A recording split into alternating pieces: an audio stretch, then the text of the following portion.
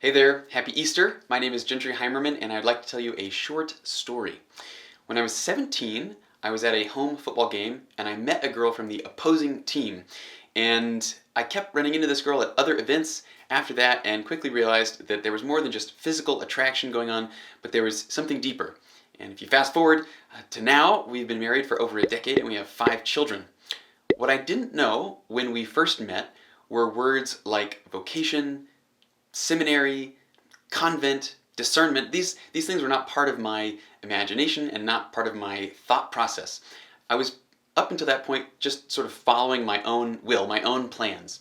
It was in college that I started to learn more about these various terms, more about the fact that God has a call for us, a vocation that He's inviting us into, and that's when I started to ask some of these really important, although painful questions like, who does God actually want me to be? Does He want me to be a priest? What would that mean if I had to change my course of action, you know?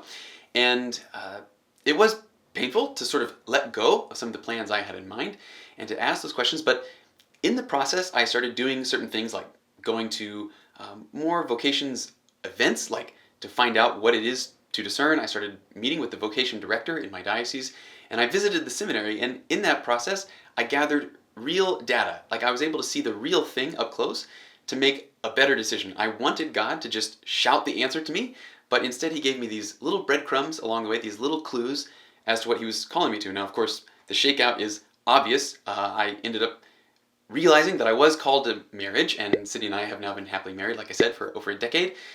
But I was able to enter into that vocation with more peace because I had gone and seen the real thing up close, seen men who were studying and discerning their call to the priesthood.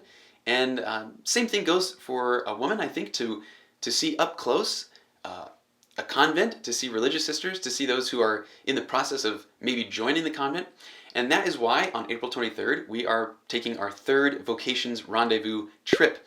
So we invite students from all across the diocese to meet in Wichita on April 23rd, and actually, the first thing we'll do is eat lunch and play pickleball at a place called the Sandbox in Goddard. Then we'll all go to this beautiful church nearby and pray together as a group of students from the whole diocese.